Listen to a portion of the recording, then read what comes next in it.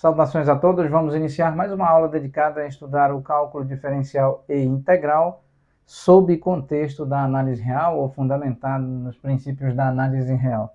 Então estamos resolvendo uma lista de problemas propostos, vamos então apresentar um outro problema.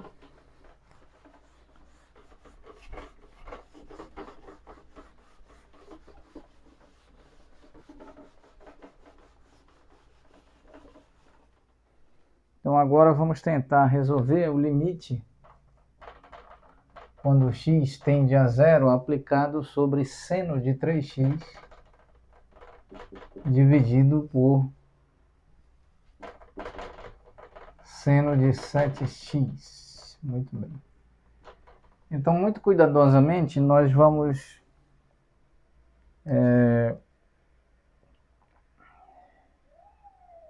tentar usufruir do limite fundamental, de um dos limites fundamentais da análise real, com relação ao qual nós podemos escrever que o limite quando x tende a zero aplicado sobre seno de x dividido por x, esse limite tende a 1, e esse limite outrora fora devidamente demonstrado, detalhado e devidamente e didaticamente demonstrado aqui no nosso modesto, básico e introdutório curso sobre cálculo diferencial e integral sob contexto da análise real.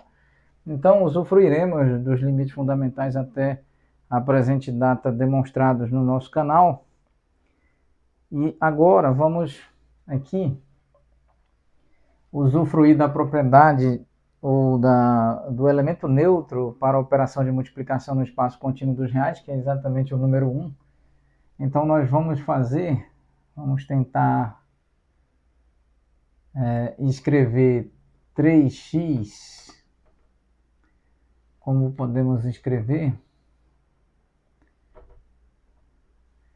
limite quando x tende a zero de seno, escrever aqui 3x, seno de 3x dividido por 3x, dividido por 7x, seno de 7x, dividido por 7x. Muito bem. Então, aqui nós podemos, o que nós fizemos, multiplicamos e dividimos por 3x, multiplicamos e dividimos por 7x. Então, isso pode ser reescrito como limite quando x tende a zero aplicado sobre 3x dividido por 7x, multiplicado pelo limite quando x tende a zero aplicado sobre seno de 3x dividido por 3x, dividido por seno de 7x dividido por 7x. Ótimo. Então aqui, pois nós sabemos, com base nas propriedades sobre limite de funções, que o limite da multiplicação e da divisão de funções é igual a operação de limite aplicada sobre cada função. Aqui está no numerador, aqui está no denominador, qualquer que seja a posição da função e de suas respectivas variáveis. Então, aqui nós temos rigorosamente x dividido por x antes de aplicar o limite, de modo a evitar a indeterminação matemática conhecida como zero dividido por zero, pois zero dividido por zero gera um conjunto de solução infinitamente degenerado e, portanto, e por consequência, composto por infinitas soluções. Então, para evitarmos, fazemos imediatamente a divisão de x por x, temos o limite quando x tende a zero, aplicado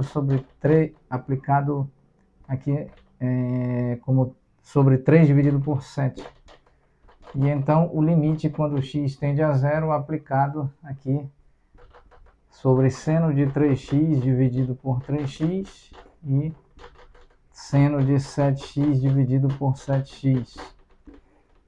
Muito bem, então o limite de constante é a própria constante, então nós temos 3 dividido por 7 como resultado. Aqui multiplicado, o limite aqui também pode ser aplicado sobre cada termo no numerador e no denominador.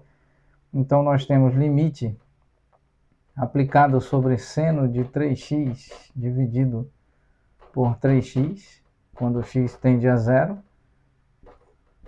dividido pelo limite, quando x tende a zero, aplicado sobre seno de 7x dividido por 7x. Então, isso é igual a 3 dividido por 7, multiplicado por esse termo. Nós sabemos que quando x tende a zero, isso implica que 3x tende a zero. Quando x tende a zero, implica que 7x tende a zero. Então, aqui nós podemos escrever limite de 3x tendendo a zero, aplicado sobre seno de 3x dividido por 3x, dividido pelo limite quando 7x tende a zero, aplicado sobre seno de 7x dividido por 7x. Muito bem, então aqui nós temos 3 dividido por 7, usufruindo do limite fundamental, no qual nós temos limite quando x tende a zero, aplicado sobre seno de x dividido por x, esse limite é igual a 1, e nós o demonstramos detalhadamente em aulas anteriores. Então nós temos 1 dividido por 1, aplicado nesse caso e nesse caso. Então, como resultado, nós temos 3 dividido por 7. Então, podemos afirmar que o limite, quando x tende a zero, aplicado sobre seno de 3x dividido por seno de 7x, isso é necessariamente 3 dividido por 7. Muito bem, vamos finalizar a aula nesse ponto, retomaremos oportunamente. Muito obrigado a todos.